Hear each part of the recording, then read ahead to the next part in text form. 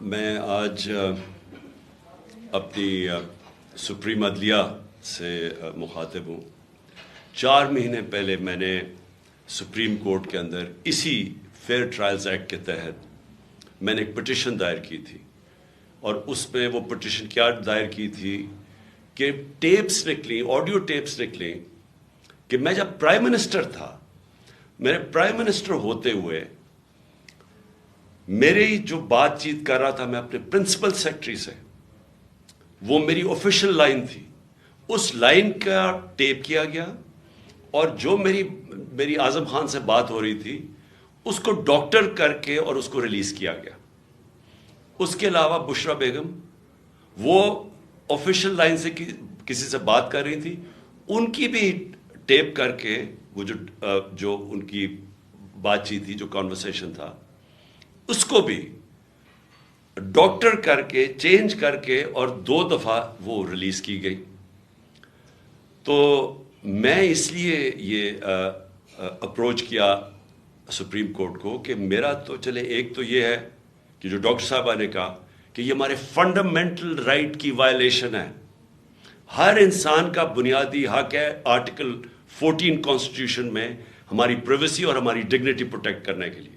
آئین ہماری ڈگنیٹی اور پریویسی پروٹیکٹ کرتا ہے۔ تو ایک تو یہ میں اپنی بیوی بشرا بیگم کی طرف سے کہ ان کا رائٹ وائلیٹ ہوا، میرا رائٹ وائلیٹ ہوا، لیکن اس سے بھی زیادہ اگر پرائم منسٹر آفیشیل بات کر رہا ہے اپنی لائن سے، اپنے پرنسپل سیکرٹری سے، اگر وہ ٹیپ ہو رہا ہے اور اس کو پھر ریلیز کر رہے ہیں، تو یہ آفیشیل سیکرٹس ایکٹ کے خلاف ہے۔ کوئی بھی ملک کی امپورٹنٹ چیز ہو جو اپنی سیکیور لائن سے بات کروں اور وہ نکل جائے اس طرح، تو یہ تو بڑا خطرناک ہے ملک کے لیے۔ کوئی بھی پرائم منسٹر کی بات چیت نکل جائے، اور اس کے بعد شہباز شریف کی اور وہ مریم کی بھی کوئی آڈیو لیکس نکلیں، اور اس کے اندر بھی اس میں تو خیر اور باتیں ہو رہی تھی۔ تو میں اس لیے کہنا چاہتا ہوں کہ ہماری عدلیہ کو اس کے اوپر ایکشن لینا چاہیے، کیونکہ یہ تو ایک پوری معاشرے میں ایک بیماری پھیل گئی ہے۔ جب کوئی کسی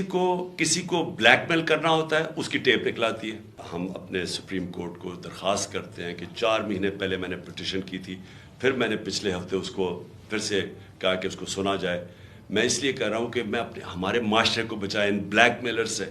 ان لوگوں کو سامنے لے کے آئیں۔ کون ذمہ دار ہے کہ اس معاشرے کے اندر بجائے یہ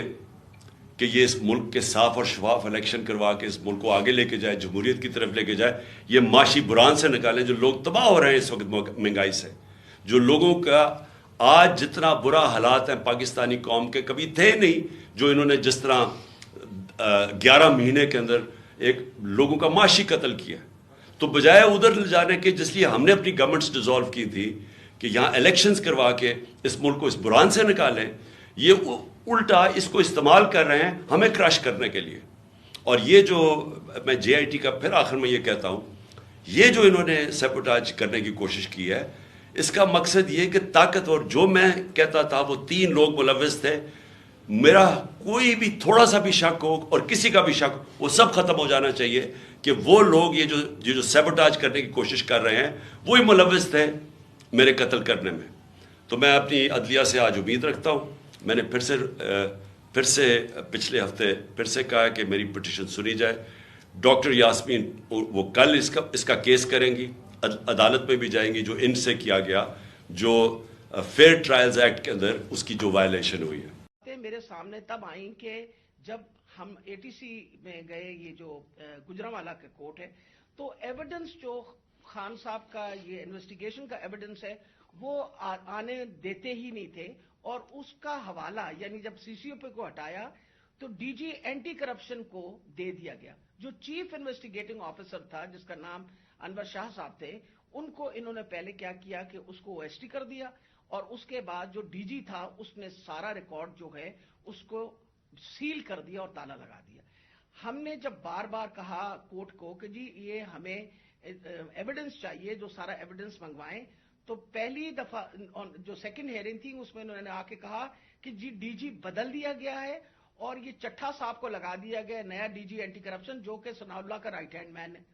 اور اب وہ ریکارڈ دے گا۔ اس کے اوپر جج صاحب نے غصہ کھایا اور انہوں نے کہا کہ میں اب اپنے پروسیکیوٹنگ آفیسرز بھیجوں گا. انہوں نے اپنے پروسیکیوٹنگ آفیسرز بھیجے اور پروسیکیوٹنگ آفیسرز نے جب وہ کمرہ کھلا اور تالا کھلا تو دیکھا گیا کہ ایویڈنس سارا غائب ہو چکا ہے اور چند صفحے 11 صفحے رہ گئے تھے اس سارے ایویڈنس کے, باقی سارا کچھ چوری ہو گیا. اور یہ بات کا انکشاف خود ہی ڈی جی نے بھی کیا اور اعلان بھی کر دیا کہ اب میں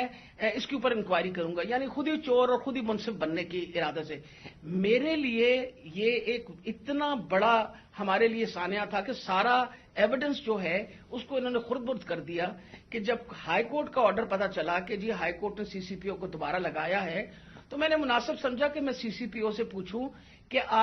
کب آپ کی اپوائنٹمنٹ ہو گئی ہے, کیونکہ ہماری جو جے آئی ٹی ہے وچ از دا ریل جے آئی ٹی جو اس وقت حکومت تھی اور حکومت نے یہ سارا کچھ کیا تھا, جے آئی ٹی بنائی تھی وچ از a legal J I T, تو ہم نے تو آلریڈی اس پہ ہمیں ٹرسٹ تھا کہ یہ بندہ جو, تو میں نے ان سے پوچھا کہ آپ کب تک جوائن کر رہے ہیں, تو انہوں نے کہا جی ابھی تک میرے آرڈرز نہیں آئے. وہ آپ نے سارا ٹیپ سنا جس کے اندر کوئی ایسی بات نہیں پوچھی گئی.